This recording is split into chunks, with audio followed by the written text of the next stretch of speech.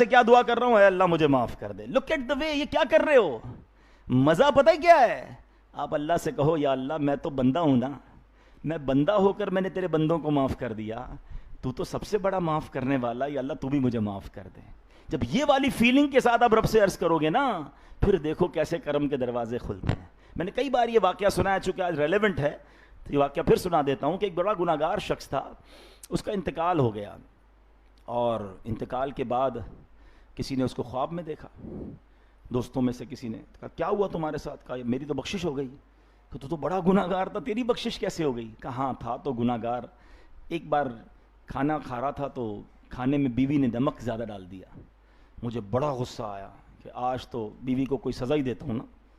ہو سکتا ہے یہاں بھی کچھ ایسے ببر شیر بیٹھے ہوں گے کہ بیچاری افطاری میں کوئی پکوڑا ٹھنڈا ہو گیا یا شربت ٹھنڈا نہیں ہو سکا, ہیں کوئی نہ کوئی کمزوری رہ گئی, تھوڑی لیٹ ہو گئی, تو سارا غصہ اس بیچاری پہ نکال دیتے ہوں گے. کبھی خود افطار سے پہلے کچن میں جا کے دیکھو نا, تو پھر پتہ چلے گا.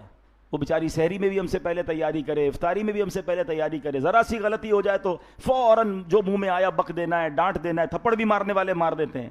خدا کا خوف کرو.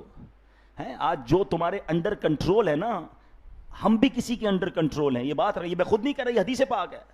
ایک بار ایک صحابی رسول رضی اللہ تعالیٰ عنہ اپنے کسی غلام کی کوئی غلطی ہوئی تو سزا دینے کے لیے کوڑا اٹھایا انہوں نے کہ میں اس کو سزا دیتا ہوں. پیچھے سے آواز آئی کہ جتنا تم اس پر کنٹرول رکھتے ہو نا, قدرت رکھتے ہو, کوئی ہے جو تم پر اس سے زیادہ قدرت رکھتا ہے. وہ صحابی نے جب مڑ کے دیکھا نا تو پیچھے نبی پاک علیہ الصلوۃ والسلام موجود تھے. انہوں نے کہا یا رسول اللہ میں معافی مانگتا ہوں, میں اللہ کی رضا کے لیے اس غلام کو آزاد ہی کر دیتا ہوں.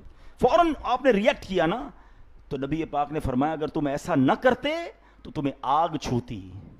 ملازم کے لیے جو منہ میں آتا ہے ملازم کو برا بھلا کہہ رہے ہیں, وہ بیچارہ غریب کیا جائے گا, اس کو پتا ہے صاحب بولتا ہے اگر صاحب کے سامنے بولوں گا تو نوکری چلی جائے گی, نوکری چلی جائے گی تو غربت میں جاب کدھر ملے گی. مگر ایک دن آئے گا جب آپ کو جواب دینا پڑے گا. اگر اس کا دل ٹوٹا ہے, آپ بے شک سیٹ ہو, آپ بے شک باس ہو, یو ہیو ٹو اپولوجائز, آپ کو معافی مانگنی پڑے گی. ورنہ اگر یہ قیامت کے دن اللہ کی بارگاہ میں کھڑا ہو گیا تو کچھ نہیں کر سکو گے. اس دن نیکیاں دینی پڑیں گی, بیوی کے لیے, ملازم کے لیے, رشتہ داروں کے لیے, جو منہ میں آتا ہے. ایک بندہ ملا, کسی نے پوچھا تمہاری تنخواہ کتنی ہے, اس نے بتایا میری 80,000 روپے تنخواہ ہے. کہا یار تنخواہ تو بہت اچھی ہے.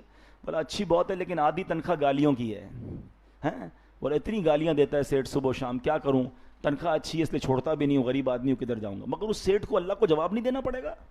اب سنو معافی کو اللہ کتنا پسند کرتا ہے. وہ شخص کہتا ہے میں نے بیوی کو غصہ تو بڑا آیا, پھر میں نے کہا یار چھوڑ یار, ایک غلطی بیوی نے کی, مجھے تھپڑ مارنے کو جی چاہ رہا ہے, میں صبح سے شام اللہ کی بارگاہ میں غلطیاں کر رہا ہوں, وہ تو سزا نہیں دے رہا مجھے. کہتا میں نے چپ چاپ کھانا کھایا, بیوی کو کچھ بھی نہیں کہا.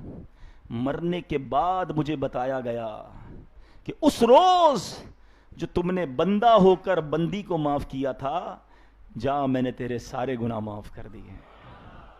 کرو نا معاف, کب تک دل میں رکھو گے, کب تک دشمنیاں پالو گے, کب تک. اور میں مشورہ دیتا ہوں, جو معافی مانگنے سے عزت کم نہیں ہوگی آپ کی. اگر اللہ نے ہمت دی ہے نا, اپنے سارے